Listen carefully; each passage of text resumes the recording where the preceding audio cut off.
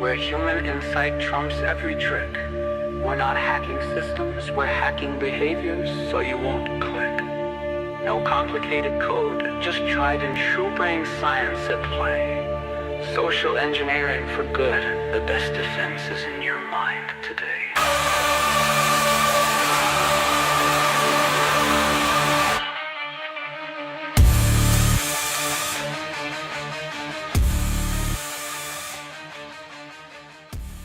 Welcome to Phishing for Answers.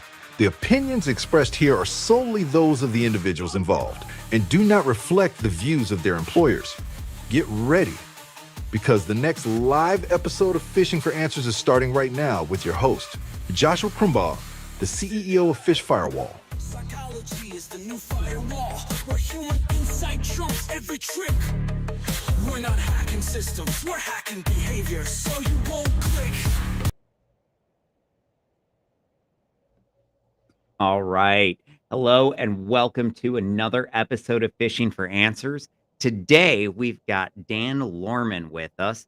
He is a field CISO at Presidio, but has done all kinds of amazing things in his career. And I'll let him tell you about it. Just tell us a little bit about yourself. Hey, thanks for having me, Joshua. It's great to be with everyone. It's great to be on your show. Thanks so much. I've been in the security industry more than 30 years. So going back to I started my career at the National Security Agency.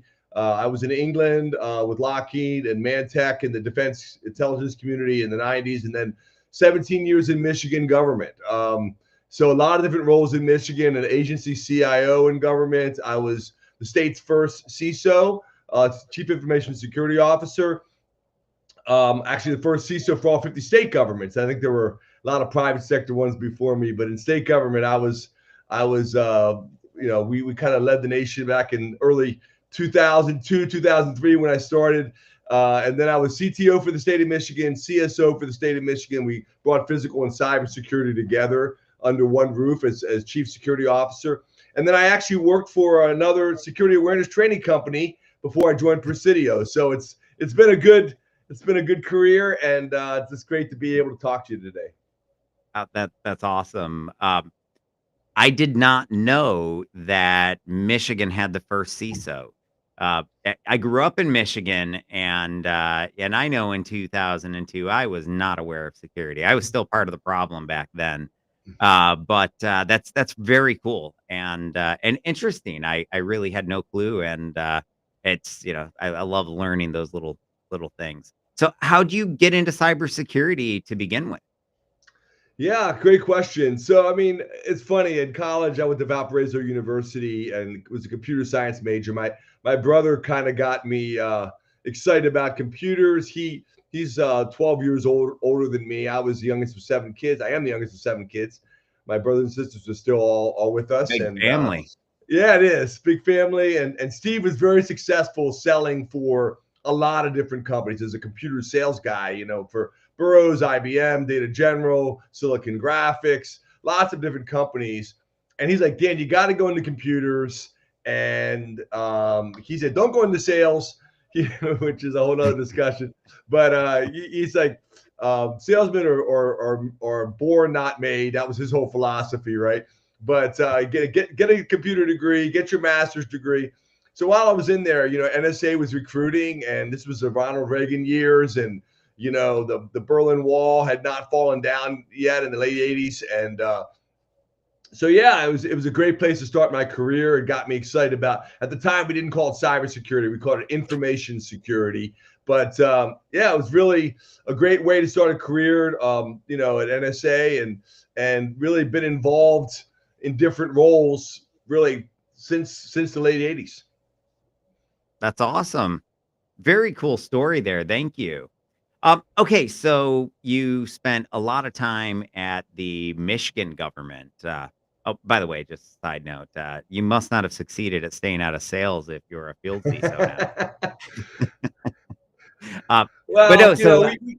We try and say as field CISO, we try and say like vendor agnostic as well, and try and really just provide outstanding advice and direction to CISOs and CIOs and CXOs, CFOs around the country. Do a lot of thought leadership in my current role. So I Very mean, valid. indirectly, sure, we're in one sense, we're all salespeople, right? We're all selling ourselves each and every day of our We are. lives. So That's true. Honestly, that's one of those things that I myself have tried to avoid my entire career and never done a good job at it. Because I mean, even as a well, like take it when you were at the state. I mean, I imagine there were a ton of politics that you had to deal with, and as a result, how did you get through the politics? I would imagine sales. Would I be correct there? totally correct. Absolutely. Especially when you change parties. And, we've done a lot of that in federal government in Washington right now. But, going from a Republican administration to a Democratic with Governor Jennifer Granholm, who's obviously went on to do lots of things in CNN. And she was in, Washington in the Biden administration most recently. And then we came back with Governor Rick Snyder, who's a Republican for 2 terms. It's definitely a lot of politics, but definitely a lot of, fortunately, at least in Michigan, cybersecurity has kind of stayed bipartisan, really. I say Good. non-political because I always tell people I've never seen a governor, I've never seen a leader in any organization like, oh yeah, I want to be hacked. It, it's not something that's going to help your career, whichever political background or government or company you work for. So cybersecurity, thankfully, has been largely a bipartisan issue. That's awesome. Did you have the big changes in leadership? Because like I talked to the CIO of the Department of Energy the other day, but the CIO under the Biden administration, and she was saying that this was the second time, essentially, she had lost her job due to Trump because apparently that's one of those appointed positions where every administration it's somebody new, and I just feel like if that the case, that has to almost make it difficult to have any sort of consistency in technology because some of these projects take years to put together and get off the ground, and so to have somebody brand new come in, 4 years later, that just seems like it'd be a huge technological disruption. Yeah, nothing to do with politics at all. Yeah, I So was blessed. I survived several transitions between Republican, Democrat, back to Republican. Even though I was at, that I was not in the cabinet, I was one level below the cabinet level, but definitely appointed positions. And I was fortunate. I got along both with Republicans and Democrats. I mean, I think the bigger battles and the sales and the politics was really around getting budget, especially in those early days. We yeah, relied a lot on getting Homeland Security grants. We relied a lot on, really being able to prove and demonstrate the value of what we were doing, and kind of grow the importance. Because I mean, we're honestly, here we are in 2025. It's a completely different level of awareness in cybersecurity overall than there was 20 years ago. And it was just, it was, as it always is, it's competing with so many other things for tax dollars for citizens, hard-earned, money that the state uses. And so, yeah, I mean, I think, honestly, things like the blackout of 2003 got a lot of attention. In the Northeast, Michigan lost I power. The Northeast remember lost power. that. I Yeah. was in Lansing, and Oh, you were I great. mean, oh yeah, Interesting. that there was some wild parties that night, but I wasn't at the wild parties. I was actually in the State Emergency Coordination Center trying to get the power to come back on. So, yeah. see, I So, was still a teenager in East Lansing, okay. well, young adult, whatever, having a lot of fun. So I'm sure you Interesting. know. But um, things like that, it's funny, so I'll just give you one example there. 2 out of our 3 data centers our largest data centers, did not have generators. And so oh no, thankfully one big one did, and in the State Emergency Coordination Center, state SEOC, had one. But one of the first lessons learned, we absolutely have to have generators for all these data centers. It seems and kind of obvious absolutely today, every but at one the of time, them. Yeah. it was like, well, why would you need generators? Nobody had really seen, a major blackout like that in the Northeast that we had, and for whatever cause, And then Yeah. thankfully we got those generators, and then this is kind of the way success was built. A year later, we had a big ice storm in Lansing.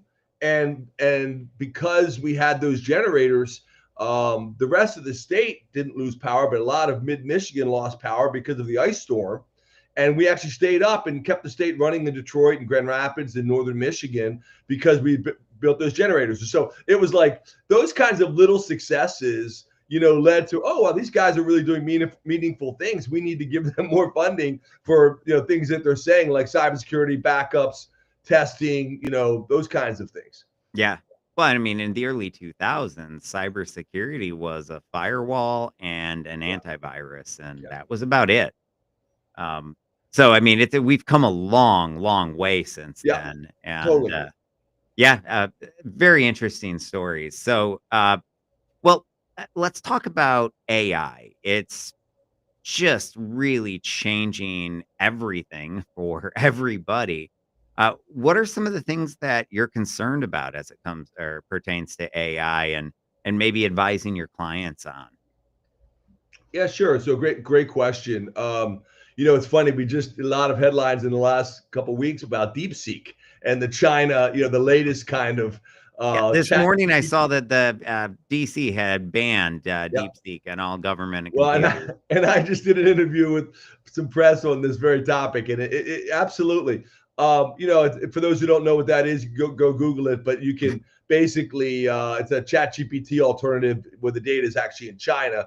And but why it's turning a lot of heads is because a lot of people like the app. I have not downloaded it for truth in advertising here. Make sure people know. So I do not have that on my smartphone, but a lot of people have. It became a very, very popular download around the world, and it's supposedly for a fraction of the cost of maybe what OpenAI and some of the other companies have basically had to build into the infrastructure, the cost of building. And then some of those are free apps. All of these are free downloads, but why it's gotten so much attention is it's pretty good, and it's on a much lower budget. So those kinds of things. But I think Joshua, we're seeing all kinds of AI apps all across the board. I could name 20 of them quickly. They're all hot. DeepSeek's just the latest. There's plenty of other ones. I mean, number one, I think AI is real. I want to make sure people understand that we've got to get to yes as enterprises. I'm a big believer in.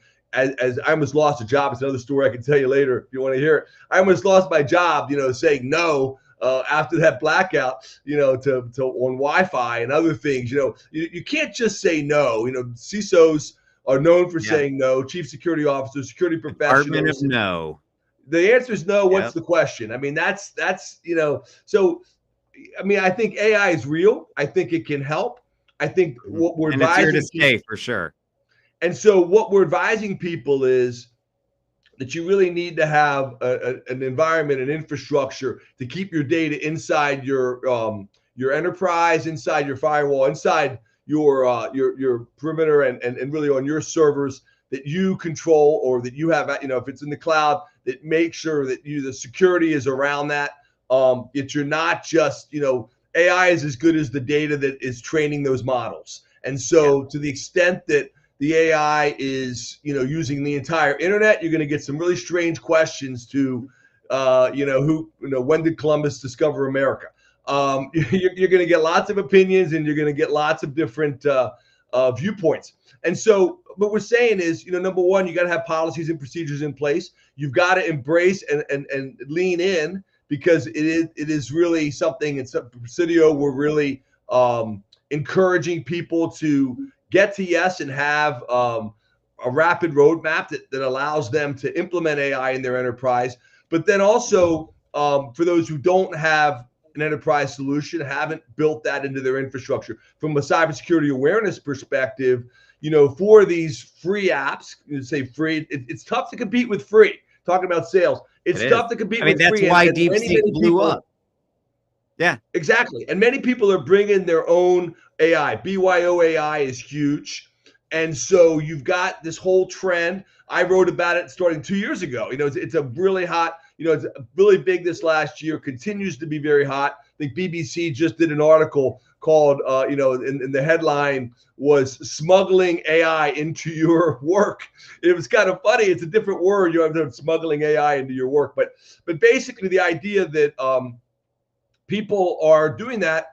And so that, does put corporate data at risk. It puts security at risk, puts your privacy at risk. And so you need to have policies and procedures about what's allowed, what's not allowed, and then tool sets that can actually monitor and manage that. I just say real quickly, I'll say, for example, very similar to the way that people used to manage CASB, Cloud Access Security Brokers, the ability to, this is allowed, this is not allowed, provide meaningful alternatives to people where they can do the right thing and making do the right thing easy. But also you've got to stop the bad behaviors. You got to stop the things that are going to challenge your work. Yeah, I agree. I will say a couple things on AI. Number one, if you're not developing an AI strategy as a business, your competitors are going to outpace you, and you're going to get run over real quickly. I agree. So it's no longer a matter of waiting on the fence and deciding if it's the right time. It's beyond the right time. It's time to start finding those use cases that have real return on investment. Yep. And so I think it's very critical. And then from a defensive perspective, the bad guys are already using AI. Maybe not every, 95% of CISOs and CIOs that I talk to, they've already seen AI-driven attacks targeting their users, targeting their people. And so it's only going to continue to get worse. And that means that if we want to have any chance of actually keeping up with the bad guys, well, we have to utilize AI ourselves. And so I think it's not just from a business perspective, it's also very much from a security perspective. We've got to start embracing AI tools. And I know that means trusting a little bit more, but it's the future, right? Yeah, I totally agree. And we have an AI accelerator Presidio. I know we're saying vendor agnostic, but we're all about that. We have a whole team that does that, with enterprises. And also, like you said, from a security perspective, you've got to have a suite that can react rapidly to those threats. And they're becoming so sophisticated. We could spend an hour just talking about how good they're getting at personalizing. Historically, we've talked in this whole space of security awareness and security training. It was phishing, then it was spear phishing, then it was whaling, going after the big fish. Business email compromise, all these terms. Whatever you want to call it. I mean, the reality is that it's getting better and better. It's getting multilingual. It's hitting people worldwide. The spelling mistakes, all of those kind of obvious tips that this was a fake, are going away, and the deep fakes that are being used against us are just phenomenal. Quite frankly, they're using multiple channels. It's not just emails. I mean, it's phone. It's a phone call. Oh, I'll call you. Using phone is really rampant right now. I'll say too, because not only can you do a deep fake, you can do a deep fake with a computer, and it's fully AI automated. You don't need a person involved. Whereas with that video, it's a little bit more. You're going to need somebody actively there a little bit more to manage it. But yeah, no, we're seeing them, and it's not just that. It's what about the targeted phishing attacks that happen within minutes of somebody updating their LinkedIn profile?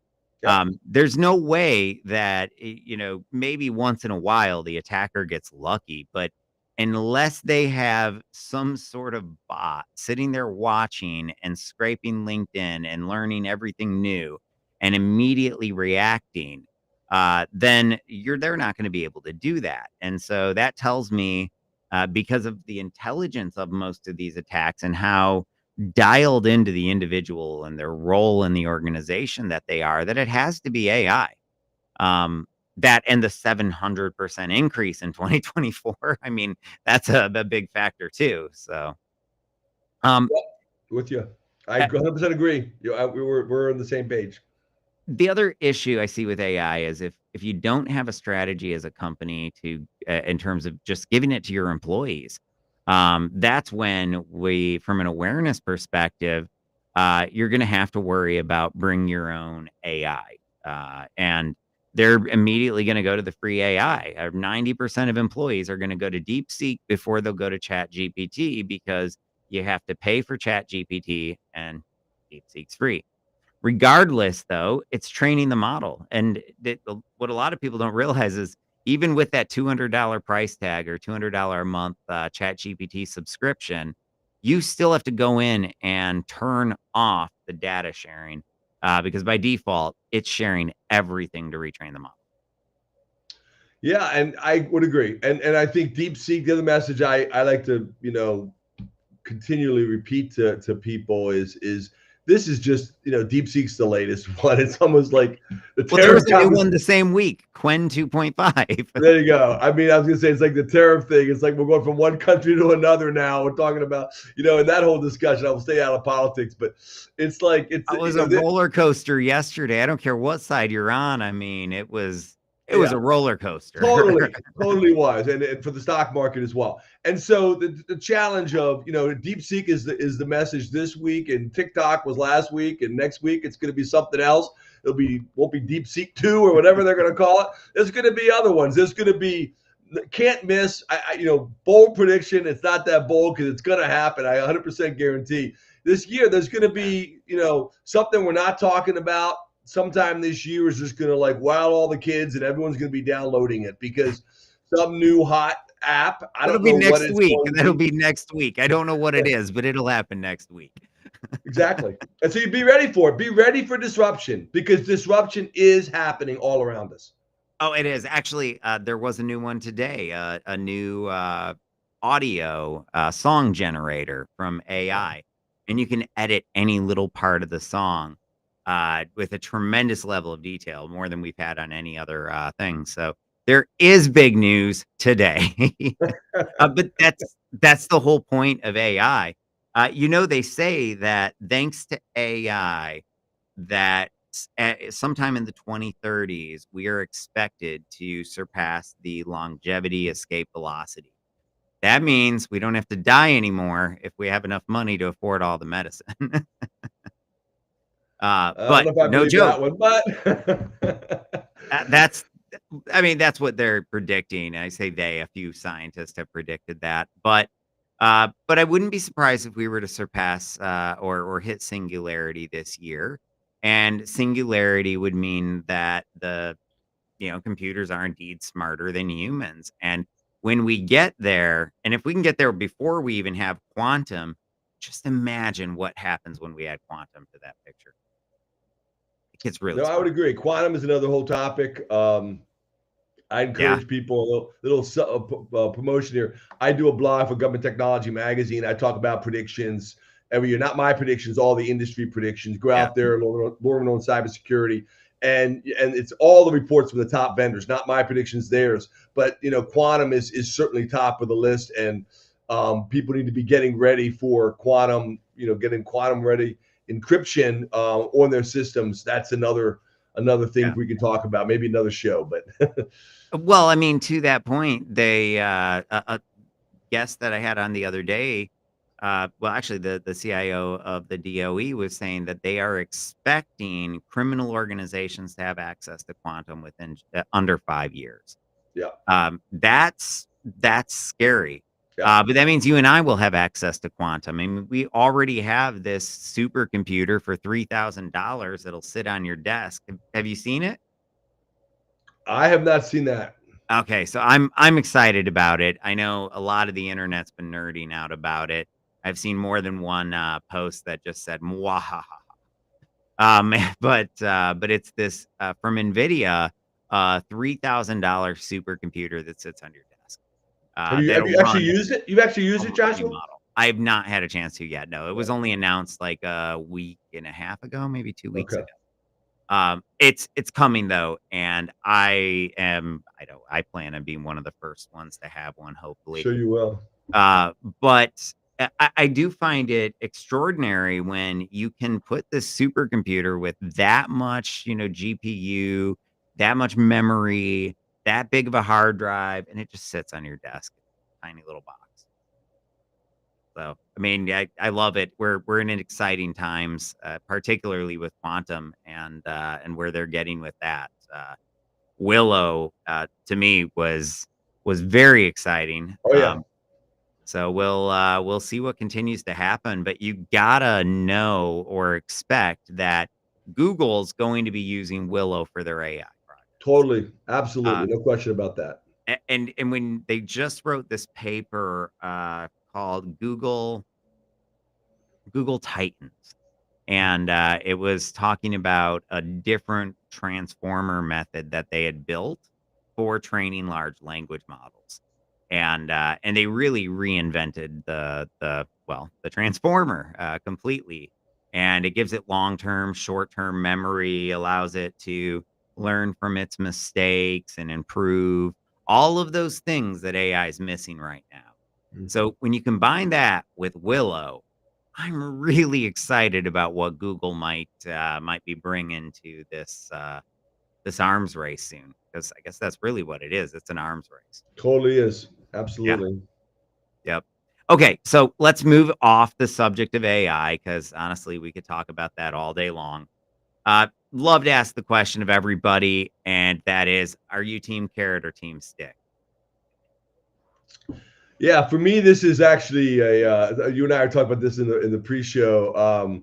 Definitely more carrot. I've seen stick really go badly. I've actually did some articles back 6, 7 years ago. You can go back and find these about, with the kind of a executive with a suit on and a dunce cap standing in the corner.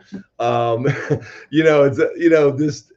I've seen processes where people literally were like kind of strike one, strike two, strike three, and strike three was you're out of the company. I mean, stick Yeah, really kind of hammering people over the head.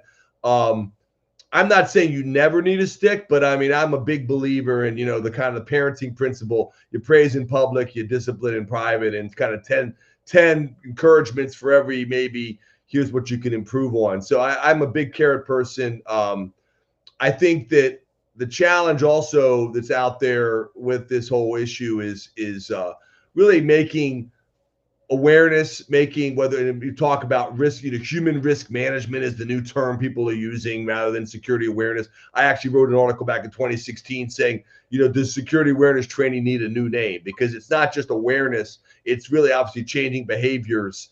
And it you is. want to make it I'm a big believer brief, frequent, focused. You make it engaging, interactive, fun training. So make it something people want to do. Make it Yes. all about and a company I used to work for, I won't go into the details. I'm not really in business much anymore, but they were big believers in gamification, actually gamifying it, making it really Yeah. interesting, but also teaching people things they don't already know. So if you keep hammering them over the head with the same thing year after year after year, if you're sitting there watching this and you've been doing the same awareness training or the same annual quiz or whatever you're doing for the last 8, 10 years, that's a big problem. That's like a big red stop sign. Stop doing that, because that's, people are trying to get around it.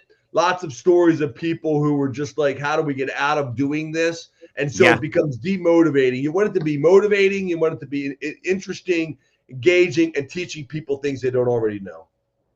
100% agree. And by the way, the once annual training there's been countless academic studies that have found that it has zero improvement.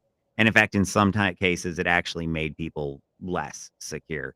That frequent, that brief part that you mentioned to me are just such incredibly important aspects of changing culture. When security is talked about shortly, briefly, every single week, or at least every other week, or at Yep. some sort of high frequency, it stays front of mind.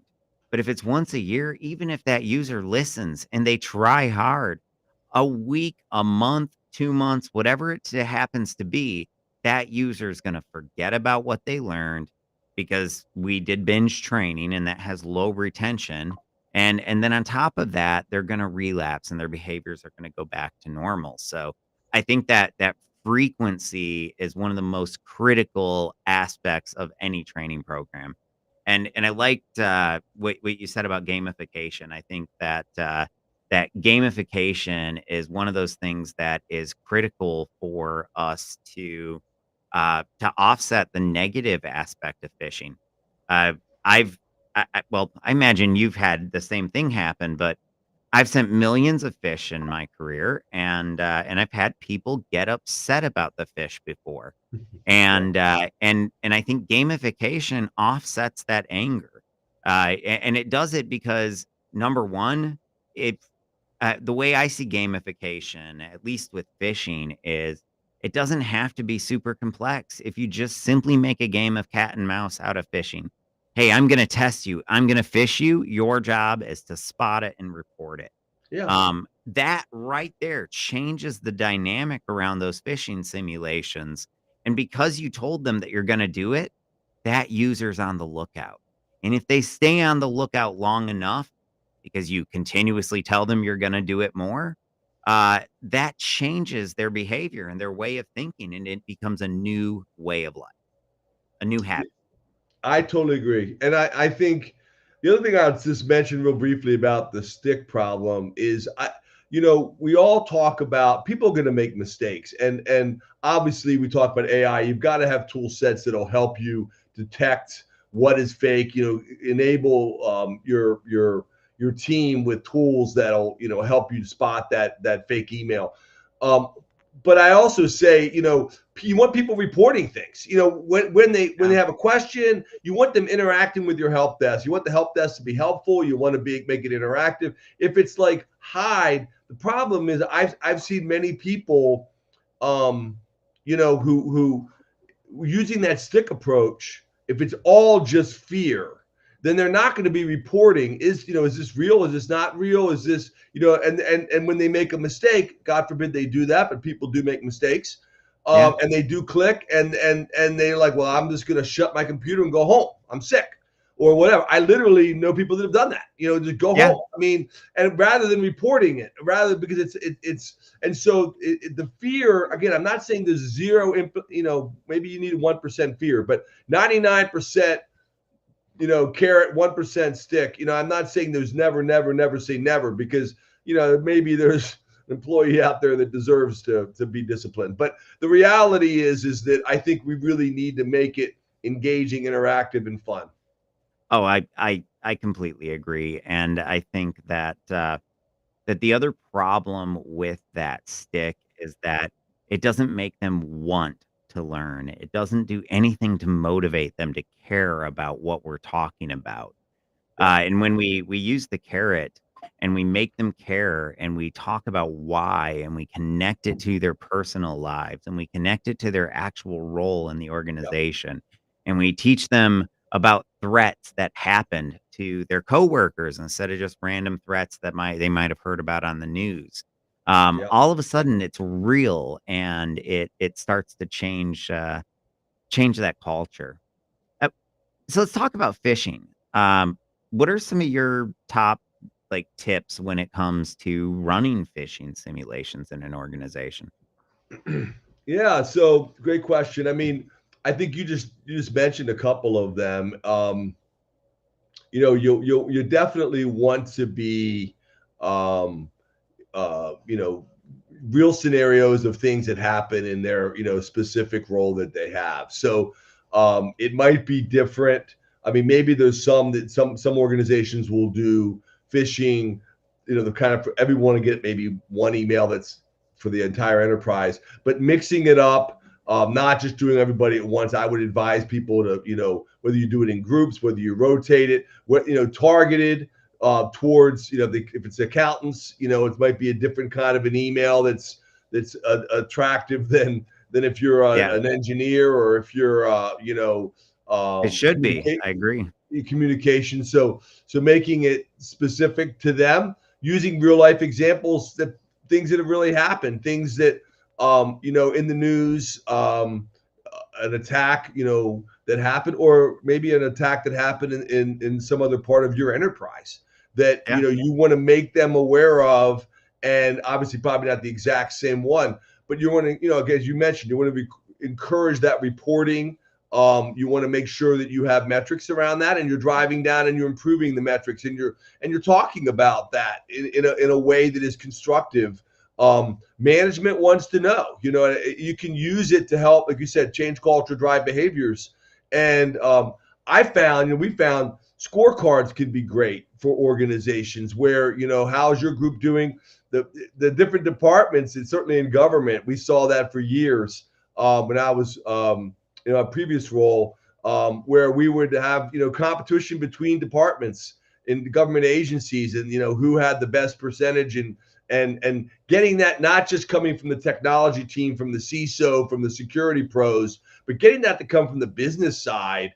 We would do regular road shows and phishing numbers and metrics and awareness training percentages and tool sets and implementation and actually applying them were some of the stats, not totally, but some of the stats that we were using with executive management while we presented that scorecard and did an annual roadshow.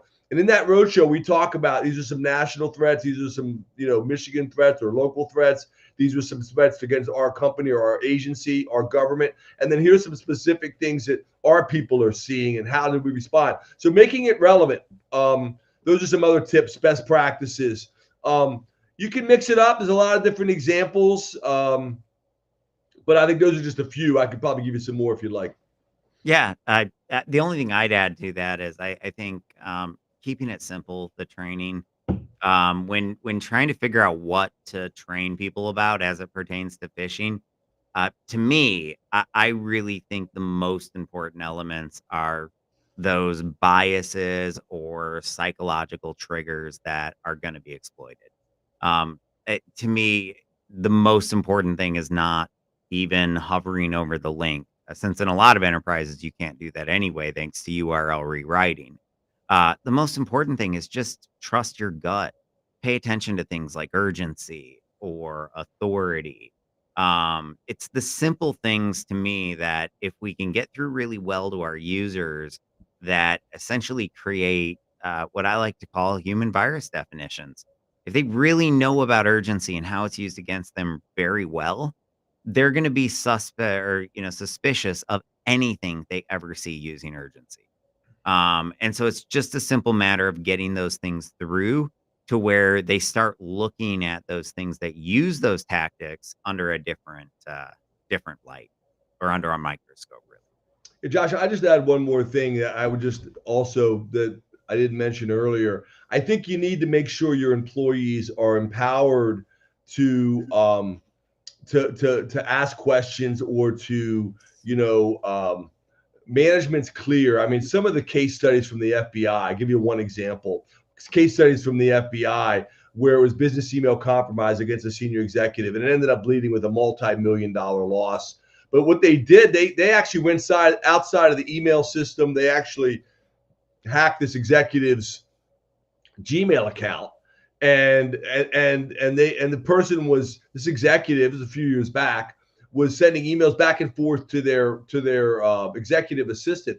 A company, this is the kind of thing that could literally happen in 2025 with deepfakes and everything. This company had registered as a real company working with that organization, private sector company.